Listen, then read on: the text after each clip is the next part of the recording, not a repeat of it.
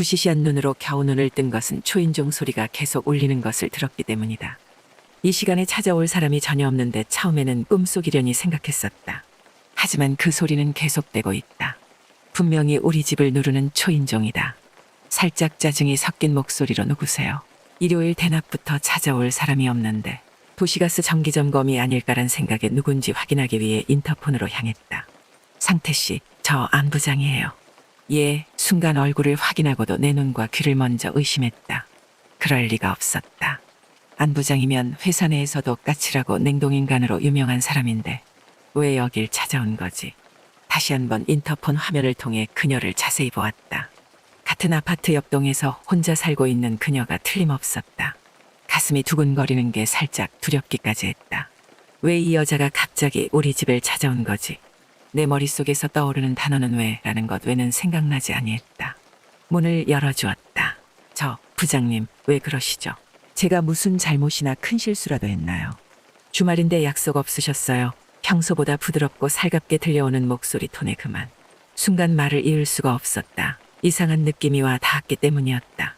잠시의 시간이 흘러갔다. 그대로 계속 서 있을 수도 없는 노릇이다. 그렇다고 주말은 쉬어야 하는데 왜 집까지 찾아와서 귀찮게 하느냐며 따질 수도 없는 노릇 아닌가. 가만히 있는 것도 예의가 아닌 것 같아. 어머, 부장님 저희 집까지 찾아와 주시고 너무 감사합니다. 최대한 공손하고 반가운 표정을 하며 인사말을 건넸다. 예, 주말인데 실례 좀 할게요. 난 손님 대접을 하기 위해 주방에서 정성스럽게 커피를 준비했다.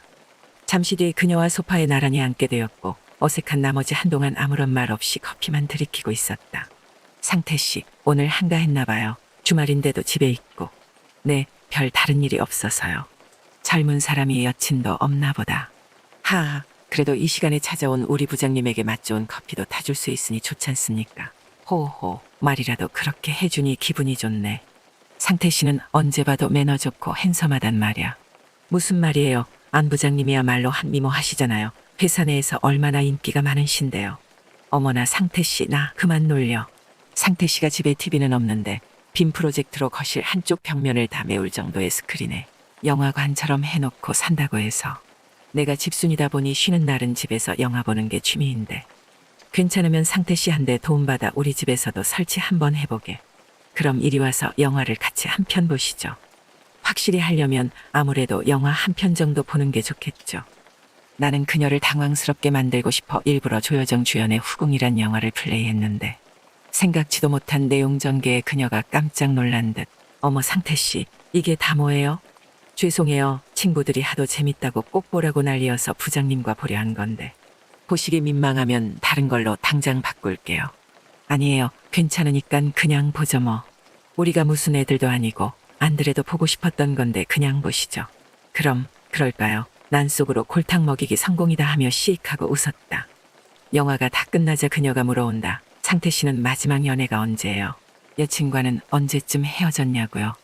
사실 그녀가 나에게 이성적으로 호감을 가지고 있다는 걸 이미 눈치채고 있었다. 어느 날 고깃집에서 회식을 한 후 2차 없이 각자 집으로 가는 분위기였는데 얼마 전 이혼한 안 부장님이 아무래도 여운이 많이 남았는지 나를 부여잡더니 2차를 가자고 한다. 입가심으로 맥주 한 잔만 더 하자면서 말이다. 우리 팀 내에는 여직원이라곤 2명뿐인데 정미 씨와 안 부장님이다. 둘 다 하나같이 개성있고 매력 넘치는 커리어 어머니다. 그 중에서 회사에서도 유일하게 부장으로 진급한 안 부장님은 42살에 6개월 전 이혼한 돌싱녀다. 단아하고 도시적인 모습이 탤런트 견미리를 상당히 닮아 보인다. 효독한 성격만 빼면 완벽에 가까운 여자다. 유일한 여성 임원이다 보니 안 부장이 대표님 애인이란 소문이 끊이질 않고 내 귀에 들려왔다. 내가 대표라도 안 부장 정도라면 가만히 뒀으리 만무하다. 10개월 전에 입사한 파릇파릇한 정미 씨 또한 볼 때마다 남직원들 애간장을 녹이고 사죽을 못쓰게 하는 매력으로 수많은 남직원들이 줄을 서서 구애를 했을 정도다.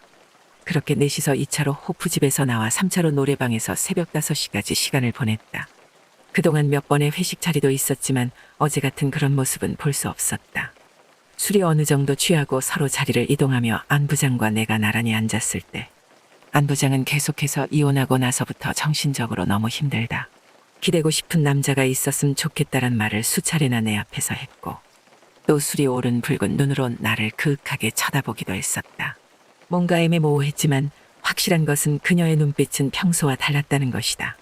그렇게 어정쩡하게 회식 자리는 파하고 나는 그녀를 택시에 태우고 집에 들어가는 것까지 확인한 뒤 집으로 돌아왔던 것이다. 아깝다. 그냥 집에 들여보내기는 아쉽단 생각이 들었지만 그래도 직상에선 꽤 높은 직급의 상사이니 어쩔 수 없는 노릇이었다. 그러다 주말 낮에 난데없이 우리 집에 찾아온 그녀와 연인 사이로 발전하게 된 것이다. 그리고 약 6개월이란 시간이 흘렀다. 점심 식사를 마치고 나른하기만 한 오후. 내가 잠시 한눈 파는 사이에도 사무실 다른 직원들 모습은 분주하기만 하다. 그런데 신입 여직원 정미 씨가 커피 한 잔을 사들고 와서는 단둘이 잠깐 이야기를 하고 싶다는 겁니다. 귀에다 대고 오빠 요즘 나 힘든 일 있는데 술 한 잔 사주면 안 돼요. 오케이 하면 자세한 내용은 카톡으로 얘기하자. 난 곧바로 고개를 끄덕였다. 거절할 이유가 전혀 없었기 때문이다. 왜냐하면 정미 씨는 회사 내에서 가장 인기 있는 여직원이었다. 퇴근하고 약속 장소로 갔더니 그녀는 기분 안 좋은 일이 있었는지 안주도 나오기 전인데 한 병째 자작을 하고 있었다. 정미 씨 평소답지 않게 왜 그래? 무슨 일 있어요? 상태 오빠, 김 부장님이랑 그렇고 그런 사이 맞죠? 난 벌써부터 다 눈치채고 있었어요. 넉 달 전 회식하던 날 김 과장, 안 부장, 정미 씨랑 나까지 해서 2대2로 노래방에서 새벽까지 놀았거든요. 그날 정미 씨와 김 과장이 눈이 맞아 사귀게 되었다네요. 근데 하루는 김 과장 집에서 데이트를 하다가 김 과장 폰으로 카톡이 왔는데 아무 생각 없이 누구지 하고 확인을 해봤더니 안 부장이었답니다. 근데 메시지 내용들이 예사롭지가 않더란 겁니다. 안 부장은 나와 잘 만나고 있다. 김 과장은 정미 씨와 잘 되어가고 있느냐. 우리도 시간 내서 한번 뭉쳐야지. 안 만난 지 꽤 되어서 그런가 많이 보고 싶다 등 뭔가 끈끈해 보이고 보통 사이가 아니란 느낌이 드는 카톡 메시지들.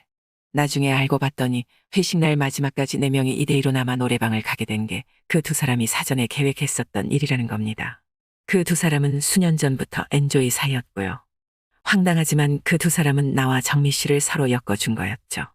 그리고 유부녀였던 안 부장님과 총각인 김 과장님과 불륜짓을 하다 안 부장 남편에게 들통이나 이혼 당한 거라고 하대요. 오빠도 지금 많이 열받잖아요. 우리도 그 사람들 몰래 만나는 건 어때요? 복수치곤 뭔가 신선하지 않나요? 그녀는 자기가 말하고서도 그 상황이 웃겼는지 한참을 웃더군요. 이에는 이인 눈에는 눈 우리도 같은 방법으로 복수해주자. 그날 이후 정미 씨와 계약연애를 하기로 했습니다. 서로 쿨하게 뒤끝 없이 만나기로요. 그리고 회사에는 안 부장님이 김 과장님과 바람 피우다 이혼 당한 거라고. 지금도 그 두 사람은 보통 사이가 아니라고 소문을 냈어요. 그리고 저는 김 부장님께 만나줄 듯 말 듯 한 달 동안 소가리만 시키다가 이별 통보를 했고 정미 씨 역시 김 과장에게 명품 가방 하나 선물 받자마자 이별 통보를 해버렸죠. 그렇게 나름 복수를 통해 인연이 된 정미와 내년 봄에 결혼을 하기로 했습니다. 결혼할 인연은 정말 따로 있나 봐요. 우리 둘은 남들에게 말하기 민망한 문제로 가슴앓이를 하던 터라 누구에게도 말하지 못한 사정을 그녀와 공유했고 계약연애로 만나오다 조금씩 우리 사이에 사랑이라는 감정이 싹 텄습니다. 결혼한 것도 아니고 그냥 연애인데 이 사람 좋아하다가 다른 사람 좋아지는 게 죄는 아니잖아요. 둘이 붙어있는 시간도 길어지고 결정적으로 그 사람 생일날 저랑 둘이 보냈습니다. 그런데 내년 봄에 결혼 날짜를 잡고 나니 자꾸 마음이 심란해집니다. 장인 장모들 분 때문에 극심한 스트레스에 시달리고 있는데 거지근 성의 상식 이하의 행동에 결혼을 파토낼까 생각하고 있습니다. 지금까지 정말 여친 하나만 바라보고 견디었는데 도저히 버티지를 못하겠네요. 일단 저희 부모님 댁인 본가는 노후 걱정이 전혀 없습니다. 어머니가 일찌감치 부동산 투자 쪽으로 눈을 돌려 잘 되었고 지금은 월세 받으시면서 딱히 다른 일은 안 하십니다. 저 결혼할 때도 내 몫으론 신혼집 할 아파트 매매할 때 돈을 80%가량 내주셨어요. 처가댁은 딸 하나에 중학교 다니는 늦둥이 처남 하나가 있습니다. 아내가 집안의 가장인 셈이죠. 저희 부모님도 여친 하나 보고 정말 마음에 든다고 혼수고 뭐고 하지 말라 하셨어요. 근데 이번에 결혼 준비하면서 알게 된 사실인데 여친이 통장에 돈이 1,000만 원도 없는 겁니다. 알고 보니 대부분을 처가댁 대출금이자와 생활비로 들였답니다. 장인어른 되실 분이 한때 번 듯한 직장 잘 다니다 남 밑에서 일하기 싫으시다며 집 대출까지 받아 사업을 했다가 망했답니다. 그래서 제 여친이 그동안 아파트 대출이자와 원금 상환을 하고 있었다는 거죠. 결혼 후에도 처갓집 대출원금만큼은 자기가 내야 하는 상황이라는데 그때 정이 확 떨어졌어요. 제가 알기론 10년도 훨씬 넘게 남은 걸로 알고 있거든요. 돈 때문에 이런 생각을 하는 제가 속물 같기도 하고 하루 12번도 파혼을 생각합니다.